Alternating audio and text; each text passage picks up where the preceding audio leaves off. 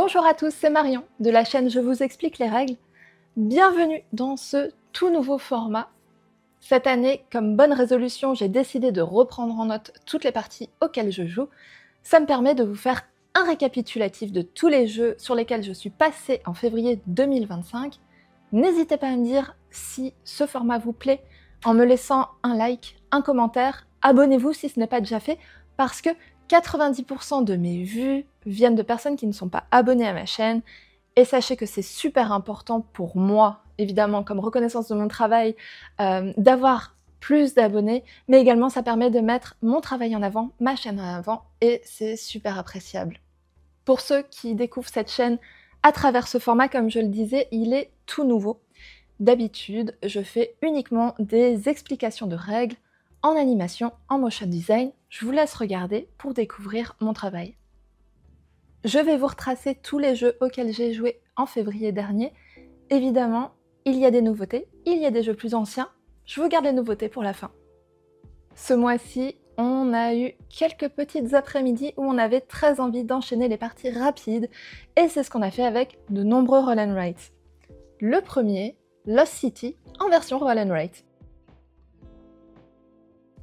Lost City, ou Les Cités Perdues, le jeu à 2 joueurs a été un de mes tout premiers pas dans le monde ludique. C'est un jeu que j'ai poncé, que j'ai adoré et que je joue encore énormément, plus sur BGA parce que je n'ai plus de copie physique, elle s'est désintégrée au fur et à mesure du temps. Et je trouve que la version roll and write retranscrit très bien les sensations du jeu de plateau. Dans ce roll and write, vous allez lancer des dés et essayer de mener à bien des différentes pistes d'exploration. Évidemment, il ne faudra pas toutes les commencer parce que comme dans le jeu de base, ça va vous faire des points négatifs. Donc là, le but, ça va être de faire des suites de chiffres en ordre croissant afin d'accumuler des récompenses et évidemment des points positifs. C'est un petit jeu que j'apprécie énormément, je le trouve facile à sortir, il se joue en une vingtaine de minutes. Il y a un petit aspect stratégique, mais évidemment avec le hasard des dés, il n'y a pas que ça. Donc c'est pour ça que je ne le sors pas extrêmement souvent et que j'étais ravie de pouvoir le faire, parce que moi je suis plus du genre à aimer les jeux un peu plus stratégiques, comme le Mur d'Adrien par exemple. Mais ce mois-ci, comme je disais, on a préféré jouer à des jeux auxquels on a très peu joué. On passe tout de suite au suivant, Doodle Island version Roll and Write. Et je dis ça comme s'il y avait une version plateau, alors que je n'en sais strictement rien et je ne crois pas. Dans Doodle Island, vous allez explorer des îles à l'aide d'une feuille que vous aurez devant vous. Il y aura évidemment un lancer de dés qui vont vous permettre de choisir, de sélectionner la ligne et la colonne dans laquelle vous allez tracer votre chemin. Donc le but, ça va être de faire plusieurs chemins, plusieurs expéditions finalement sur la carte. À travers ces voyages, vous allez rencontrer des monstres, des fortins, relier des bateaux, et il y a plusieurs manières de venir marquer des points, soit immédiatement, soit en fin de partie, et je le trouve vraiment complet et super cool. Il se tient vraiment bien avec la thématique pirate, exploration avec des bateaux, et je le trouve accessible tant pour les familles que pour les personnes comme nous qui de temps en temps aimons jouer à des jeux un peu plus simples. Ensuite, il y a eu Explore and Draw, qui est le roll and write de l'île des chats, ou plutôt flip and write, puisqu'on va choisir des cartes. Donc comme dans le jeu de base, on va venir choisir les chats qui vont venir sur notre bateau, et on va aussi pouvoir choisir les missions. Je l'ai en anglais, je pense que c'est les décrets peut-être en français. En tout cas, les objectifs de fin de partie qu'on voudrait remplir, qu'on veut essayer de remplir.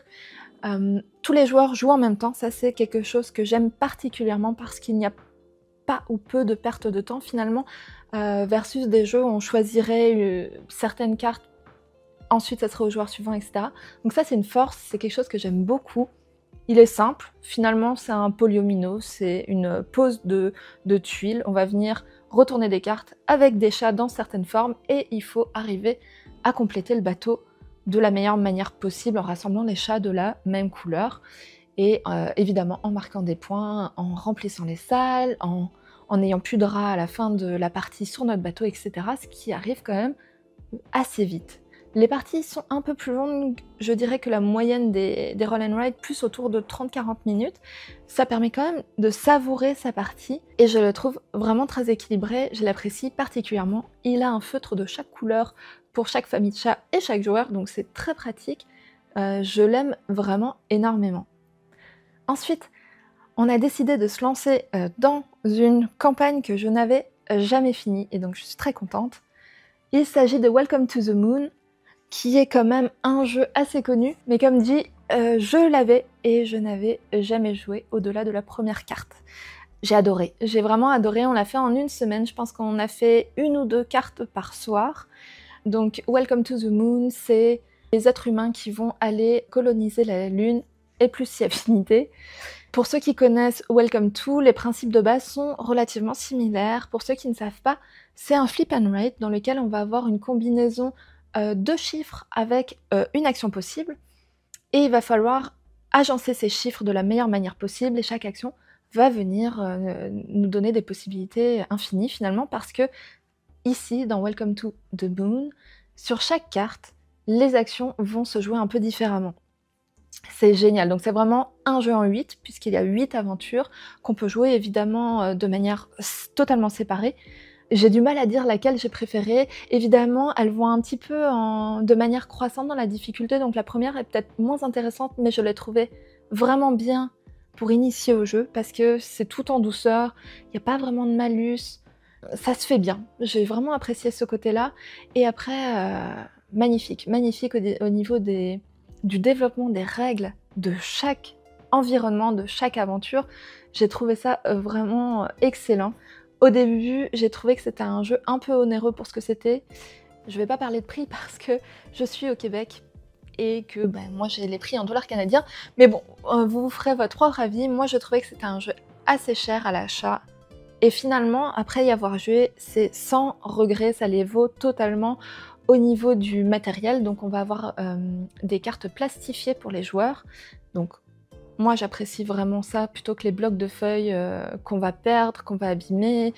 Si on renverse un peu d'eau, c'est fini. Donc c'est vraiment quelque chose que j'ai adoré. Et puis évidemment, le développement en tant que tel des règles a dû demander un travail tellement intense. La DA est super cool, tout se tient, j'ai vraiment adoré. Puis si vous le faites, je vous encourage à faire la campagne parce que c'est une petite histoire qui se suit et que je trouvais ça vraiment cool.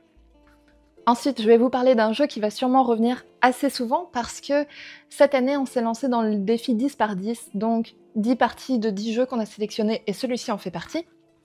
Il s'agit de Temple Code. Temple Code, c'est un jeu de logique et de déduction de Johan Levé qui a notamment fait Turing Machine, Archéologique et Chronologique. Donc ce sont tous des jeux de logique et de déduction.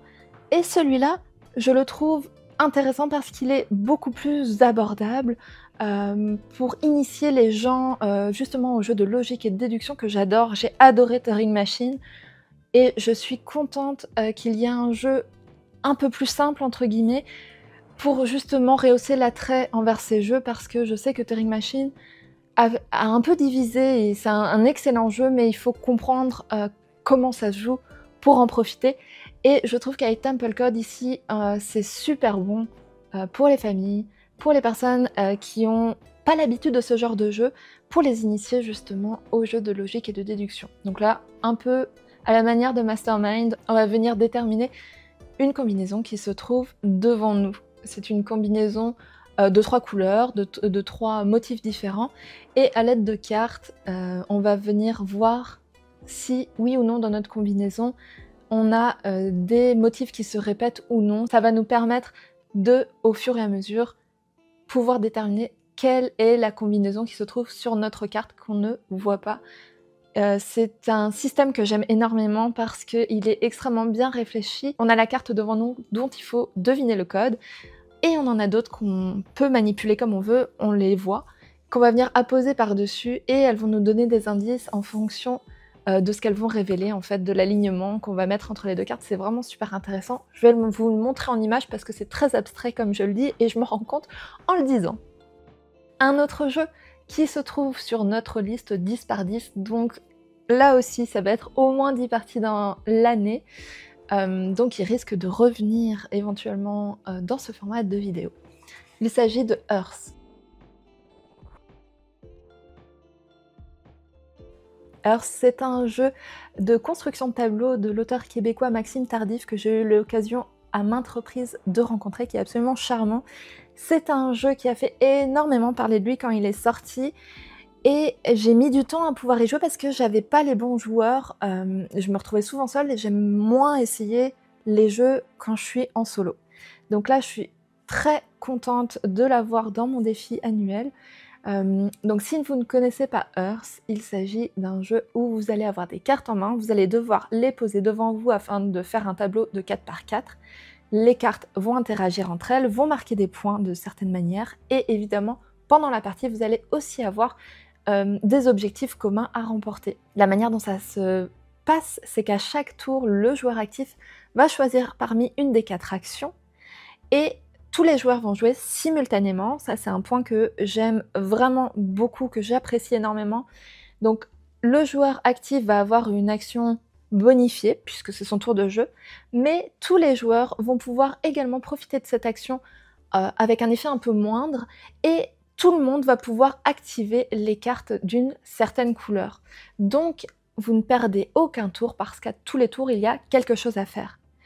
Évidemment, si votre adversaire ou un de vos adversaires vient de faire l'action que vous souhaitiez faire au tour prochain, vous profitez de l'action un peu minorée, mais vous êtes comme dans un entre-deux, est-ce que je vais aller faire une autre action justement pour profiter d'autres choses, ou est-ce que oui, je me tiens à l'action que je voulais faire absolument. Moi, je trouve que c'est un jeu extrêmement bien pensé. Il y a un nombre de cartes incalculable, donc les synergies entre les cartes sont vraiment possibles, faciles, et en même temps pas faciles, parce qu'on veut tout faire. Le jeu suivant, c'est un de mes chouchous qui reste dans mon top au moins 10 depuis des années, et je suis extrêmement contente d'avoir enfin réussi à mettre la main sur un exemplaire, Res Arcana. Res Arcana, c'est un jeu de draft et de gestion de main. Limité, c'est comme ça que j'ai envie de l'appeler, parce qu'au début de la partie, chaque joueur va recevoir 8 cartes. 8 cartes au total qui vont être leur deck pendant toute la partie. Avec ces 8 cartes, il va falloir réussir à récolter des ressources pour poser des cartes devant soi. Il va falloir réussir à avoir des synergies entre les cartes pour pouvoir avoir des tours de jeu intéressants. C'est un véritable casse-tête et j'ai eu parfois des decks en main où je me suis dit que jamais de la vie je pourrais faire quoi que ce soit pendant ma partie, et ben il y a toujours quelque chose à faire. Une partie, ça va se dérouler en tour à tour, donc à chaque tour, vous allez d'abord commencer par tout le monde en même temps récolter les ressources disponibles pour vous, et ensuite il sera possible de poser une carte ou d'activer une des cartes devant vous. Donc c'est vraiment une action, puis à la personne suivante, etc. Donc il faut extrêmement bien calculer qu'est-ce qu'on veut faire en premier, parce que par exemple, il y a des actions qui vont permettre de récolter des ressources en fonction des ressources d'un autre adversaire. Donc est-ce qu'on veut le faire au tout début de tour pour pouvoir être sûr d'avoir les ressources, ou est-ce qu'on a quelque chose d'autre avec lequel on hésite et on a envie de le faire aussi, quitte à ce que notre adversaire dépense ses ressources après, puis qu'on se retrouve dans la panade. C'est vraiment un jeu avec des choix difficiles, avec une main limitée, parce qu'on va venir aussi piocher une carte qu'à la fin de sa manche. Donc à chaque fois, on va jouer en tour par tour, puis on va passer. Et c'est à ce moment-là qu'on va pouvoir venir piocher une unique carte, en sachant qu'à son tour de jeu juste avant, on pouvait dépenser toutes les cartes qu'on avait en main. Donc c'est très minutieux, un jeu où il faut vraiment calculer, et c'est ça que j'aime énormément. Chaque ressource est importante pour venir marquer des points, pour acheter des lieux, pour pouvoir bonifier son engin. C'est vraiment un jeu excellent. Le jeu suivant a fait énormément parler de lui, puis il a mis beaucoup de temps à venir au Québec, donc la hype chez nous était déjà très très forte quand il est sorti sur les tablettes. Il s'agit de The Veil of Eternity.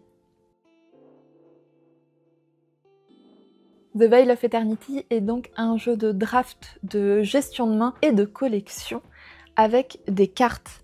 À chaque tour, on va venir révéler le double de cartes par rapport au nombre de joueurs, puis chacun en ordre de tour va choisir une carte qu'il sélectionne tout simplement, puis on va repartir du dernier joueur vers le premier pour une deuxième carte, et on va jouer ensuite à tour de rôle, et puis on va pouvoir soit récupérer la carte en main, soit la revendre pour obtenir des gemmes, et ensuite on va pouvoir poser autant de cartes devant nous que nous le permet la limite, c'est-à-dire le numéro de la manche en cours. Donc la partie se joue en 10 manches, donc au maximum vous pourrez avoir 10 monstres devant vous, qui vont tous interagir d'une manière ou d'une autre avec ceux qui les environnent. Donc c'est un jeu qu'il faut absolument bien calculer, parce qu'il y a des choses qui peuvent se passer en début de partie, puis qui nous intéresseront moins au fur et à mesure. Il y a des manières de venir récupérer, donc défausser les cartes qui étaient devant nous pour libérer une place à l'avant, donc dans notre arène, donc les cartes posées devant nous.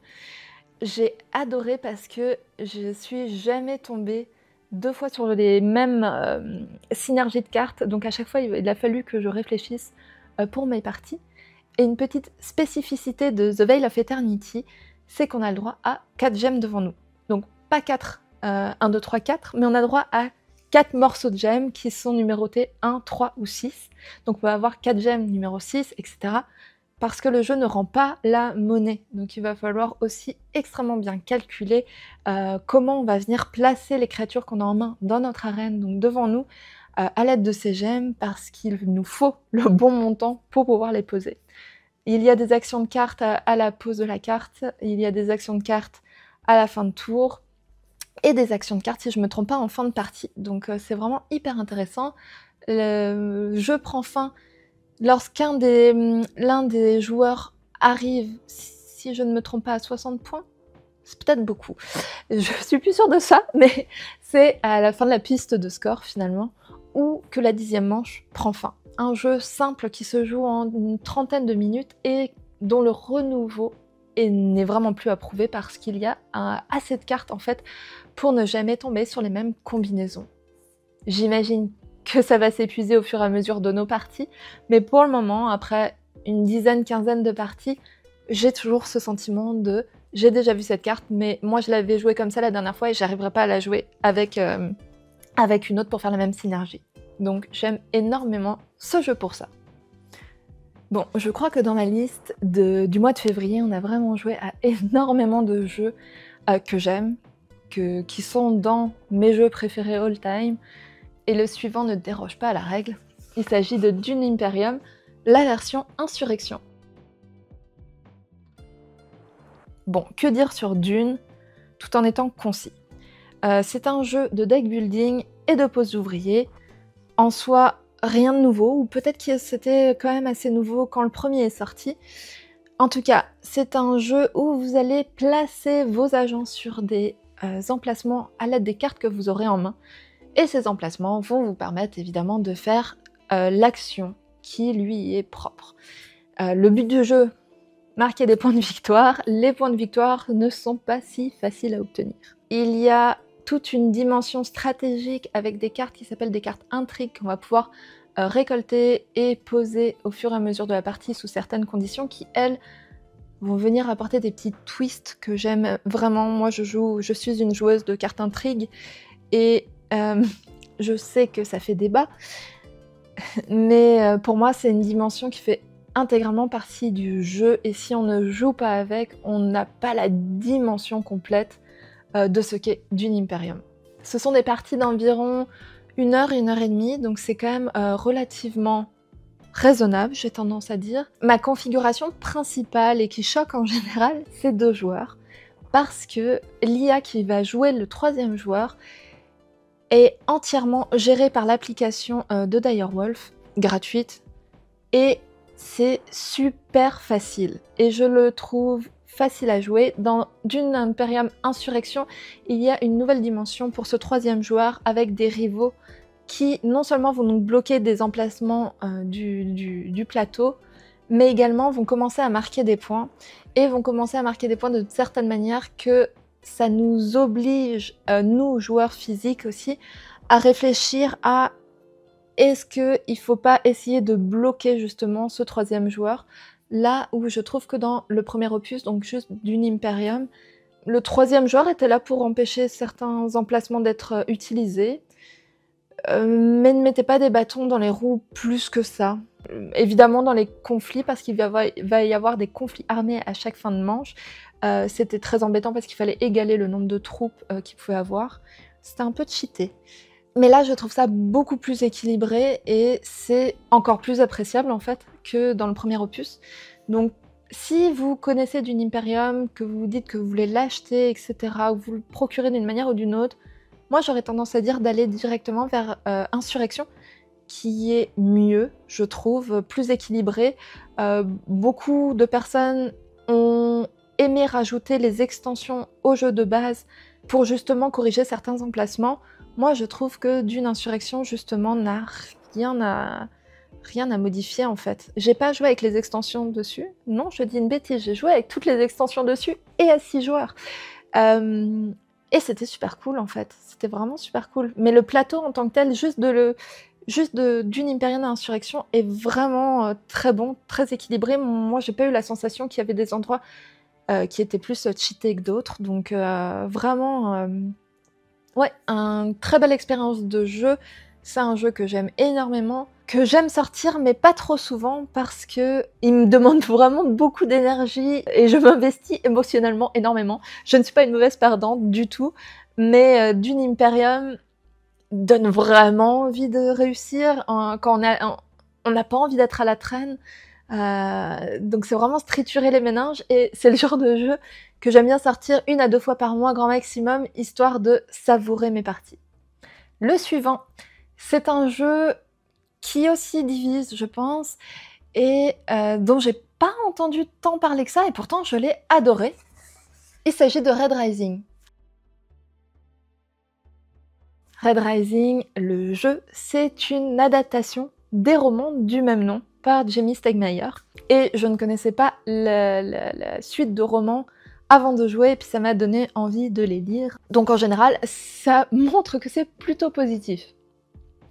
Dans Red Rising, vous allez essayer d'avoir la meilleure main de cartes possible en fin de partie. Dans Red Rising, vous allez commencer la partie avec une main de cartes qui aura été distribuée au hasard, et à chaque tour de jeu, vous allez devoir poser une carte de votre main pour en récupérer une autre sur un autre lieu et récolter les bonus de ce lieu. Il y a 3 pistes de score, donc 3 manières de se mettre bien dans la partie en fait, qui vont être la flotte, l'institut et récolter des héliums. Donc en soi rien d'extravagant, c'est juste que soit un joueur doit avoir 7 sur la piste de score de l'institut, de la flotte et avoir 7 héliums en main, soit 2 joueurs doivent cumuler ces conditions de fin de partie pour mettre fin à la partie. Donc comme je le disais, le but du jeu, c'est que la main avec laquelle vous finissez soit la meilleure possible. Donc cela veut dire évidemment que toutes les cartes interagissent, encore une fois, entre elles. C'est un jeu extrêmement compliqué parce que dès le début de la partie, la main qu'on a, en général, est déjà excellente, ou en tout cas permet d'avoir de très très bons choix pour la fin de partie. Et malheureusement, il va falloir se détacher de tout ça, parce que ces cartes, on va devoir tout simplement s'en séparer, parce qu'une fois qu'on les a posées sur le plateau, c'est pas dit qu'un adversaire ne récupère pas la carte qu'on vient de poser. Donc il faut adapter sa stratégie vraiment quasiment toute la partie, et essayer de s'en sortir le mieux possible. Ensuite, les cartes correspondent chacune à un personnage des livres, et vont avoir des pouvoirs qui sont en accord en fait avec ce qui se passe dans les livres, sans spoiler évidemment. Et je trouve ça vraiment très très chouette. C'est une très belle adaptation et je trouve que c'est un jeu vraiment riche en émotions et en stratégie. Je pense que le temps décrit sur la boîte doit être entre 45 et 60 minutes, ce qui est vrai pour les premières parties, ce qui est vrai à 3 et 4 joueurs. Moi j'ai jamais fait de partie au-delà de 4, mais à 2 joueurs quand on a l'habitude de jouer, ça peut prendre 20-30 minutes. Donc c'est un jeu que moi j'arrive facilement à sortir sur mes pauses déjeuner et avec lesquels on a vraiment plaisir à jouer. On passe maintenant aux nouveautés. Donc ce mois-ci, j'ai notamment pu découvrir, ou en tout cas commencer à jouer pour de vrai à Naishi. Naishi, c'est un jeu de Mathieu Biry, un compatriote québécois que je salue si tu passes par là. Naishi est un jeu exclusivement pour 2 joueurs où on va venir construire son tableau de cartes devant soi. C'est notre territoire qu'il va falloir bonifier au maximum. À chaque tour de jeu, on va venir récupérer une des cartes de la rivière qui se trouve devant nous. Donc il y a 5 emplacements de rivière devant nous. On va récupérer une carte et cette carte, on va devoir la mettre au même emplacement, soit sur une ligne qui est révélée devant nous, qui nous appartient, qui fait partie de notre territoire, soit dans notre main, qui elle aussi est notre territoire, puisqu'en fin de partie, on va venir placer les cartes qu'on a en main face visible devant nous. Donc, dans le fond, on a la moitié de notre tableau qui est face visible pour notre adversaire, la moitié qui est dans notre main et qui ne découvrira qu'en fin de partie. Il y a plusieurs actions à entreprendre, évidemment. On va pouvoir venir échanger des cartes de notre main vers notre zone devant nous, soit d'échanger 2 cartes dans notre main, donc les positions sont hyper importantes. C'est un jeu que j'ai trouvé très riche en stratégie, c'est super intéressant, aucune partie ne se ressemble, et il faut savoir que les cartes sont différentes.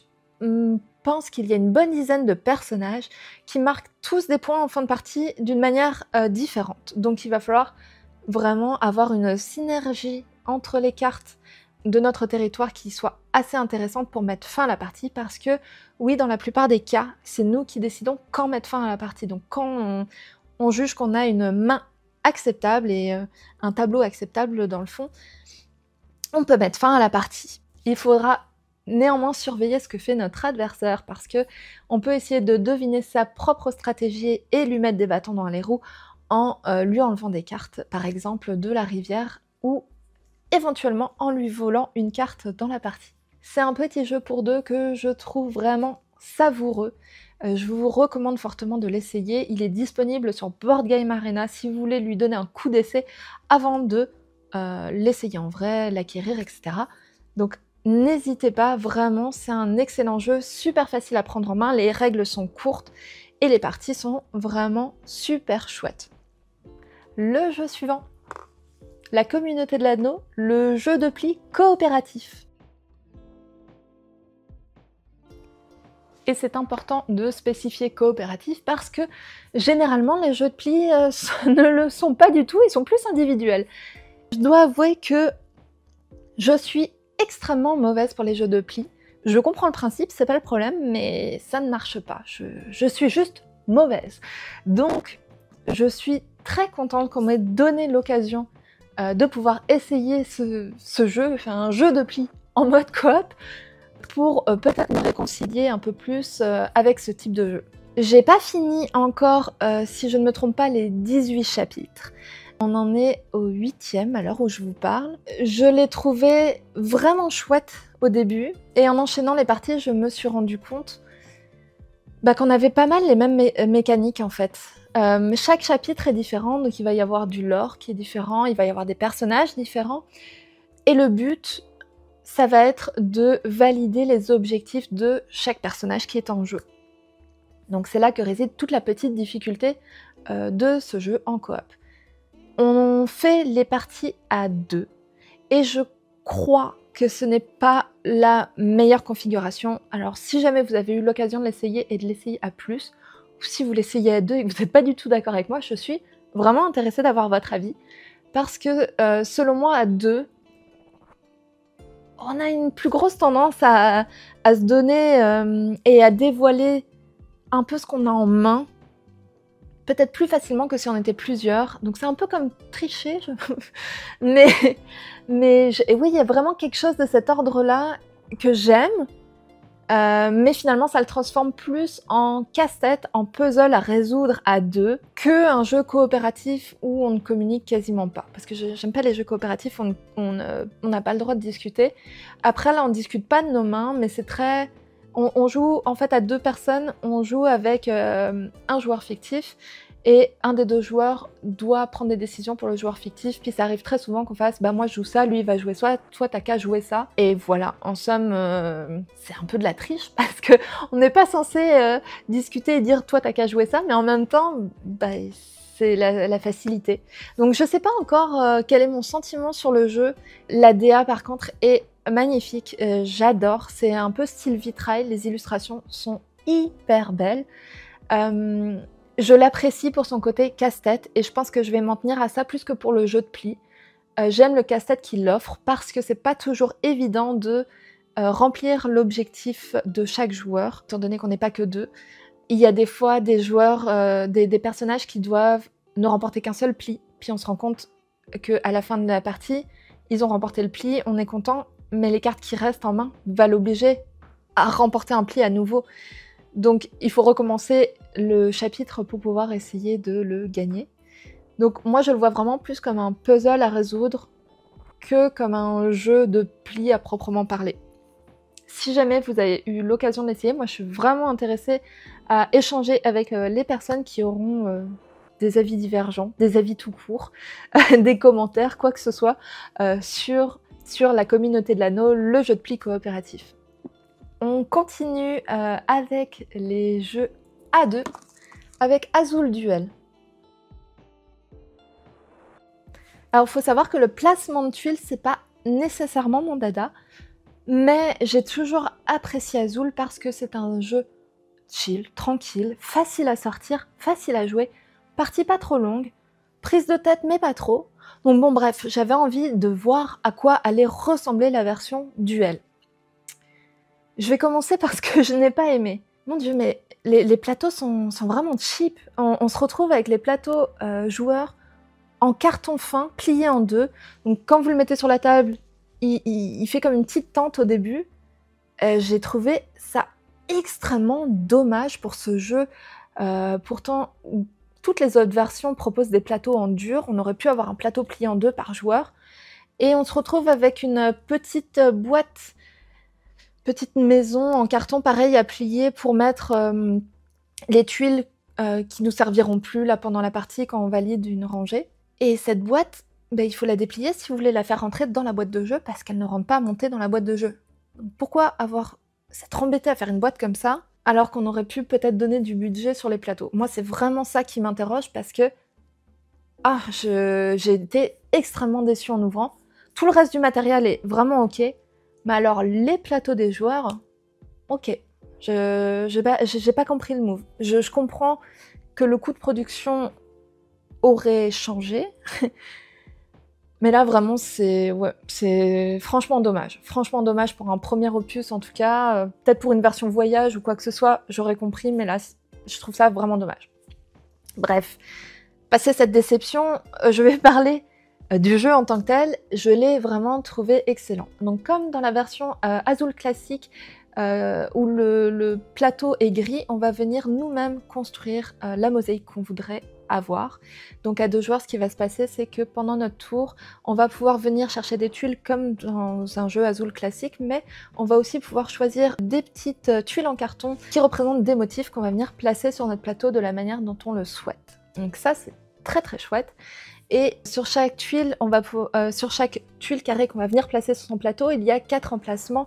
Et il y a soit 3 emplacements de couleurs prédéfinis et un emplacement de joker sur lequel on peut mettre ce qu'on veut, soit 3 emplacements définis et un emplacement blanc.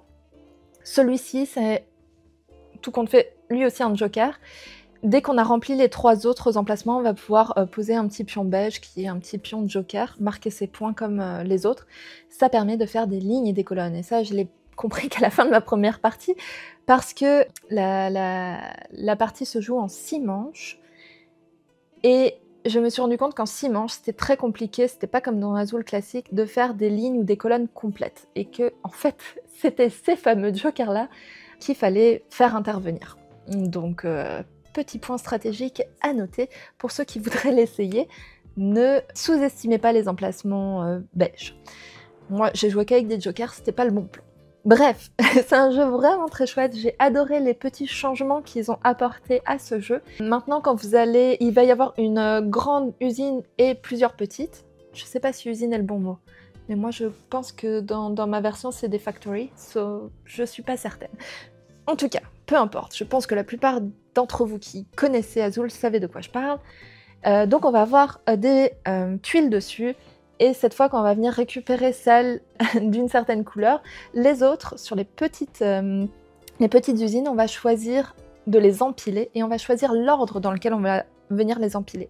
Donc notre adversaire, quand il va venir prendre les tuiles sur cette usine, il va falloir qu'il prenne la première, et évidemment toutes les autres qui se retrouvent de la même manière, aux mêmes endroits, tout en haut de leur pile. Donc ça, j'ai trouvé ça vraiment chouette, parce que ça rajoute un aspect stratégique, parfois très mal calculé, mais j'aime énormément parce qu'on peut évidemment voir ce que notre adversaire est en train de construire, et lui mettre des bâtons dans les roues en empilant les tuiles de la manière qui ne lui convient pas. Donc j'apprécie. Même si j'ai perdu, j'apprécie.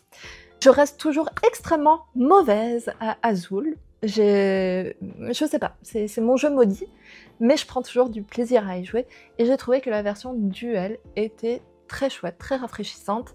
Je sais qu'il y a énormément de jeux en ce moment qui passent en version duel, et pour Azul on pourrait se poser la question parce que le jeu de base est déjà très satisfaisant à deux, mais là effectivement il y a quand même des petites mécaniques qui viennent s'ajouter, qui ajoutent une plus-value à ce format. Et enfin, mon dernier jeu du mois de février, qui est mon énorme chouchou du moment, Daydream. Daydream, c'est un jeu de roll and write super chill, dans lequel vous allez marquer des numéros dans les nuages, dans des petits nuages, sur des arrière-plans super mignons d'intérieur, un peu girly, mais franchement très mignon. Il va y avoir 2 dés lancés à chaque manche, à chaque tour de jeu, et il va falloir inscrire leurs chiffres dans les nuages, à côté de numéros déjà inscrits, donc orthogonalement adjacents. Il va falloir faire en sorte au maximum que dans chaque ligne et chaque colonne, il n'y ait pas le même chiffre qui se répète, et si on y arrive, de préférence, avoir les chiffres en ordre croissant ou décroissant dans ces lignes et colonnes. Une fois complété, ça vous permet de venir tracer des traits pour obtenir des objets dans votre décor, sur votre étagère. Ce sont les objets complets en fin de partie qui vont venir compter, c'est vos points de victoire en fait. Donc c'est vraiment le but du jeu, c'est d'avoir un maximum d'objets sur vos étagères. Ce qu'il faut savoir pour Daydream, c'est qu'il y a 8 configurations possibles. Donc c'est un plateau qu'on va venir plier, déplier de certaines manières pour avoir la configuration qu'on souhaite. C'est un jeu d'Anthony Perron et Benoît Turpin qu'on connaît pour Welcome to the Moon dont je parlais précédemment. Donc évidemment, chaque configuration a des petites règles additionnelles. Et ça, je trouve génial. Franchement, si tous les run and write dans le futur pouvaient avoir ce genre de choses, des petits modules qui s'ajoutent, parce que ça permet un renouveau de fou sur nos parties. Le challenge n'est du coup pas toujours le même. C'est vraiment quelque chose que j'aime énormément. Évidemment, ça fait un peu plus de règles à apprendre, mais il n'y a rien d'insurmontable, il n'y a rien de catastrophique. Et le challenge est définitivement là pour chaque configuration. Les 2 premières, c'est sur une face, sont les plus simples, il n'y a pas de règles additionnelles, c'est les petits nuages, puis c'est tout. Et ensuite, on va venir plier, déplier le plateau, comme je disais. Donc, il y a 3 faces en tout s'il est déplié, ou on peut le replier un petit peu pour avoir 2 morceaux. Et à chaque fois, il va y avoir des règles qui s'ajoutent et un petit niveau de difficulté supplémentaire. C'est un jeu que j'aime énormément. Il se joue en une vingtaine de minutes, très facile du coup à sortir à la fin de journée de travail, pendant une pause, avant d'aller faire je ne sais quoi. Bref, moi je le sors en toute occasion. Dès que j'ai un moment où j'ai pas envie d'être devant mon écran, je prends Daydream et je me fais une petite partie au hasard, sur une face au hasard. Voilà, c'est vraiment un jeu que j'apprécie énormément.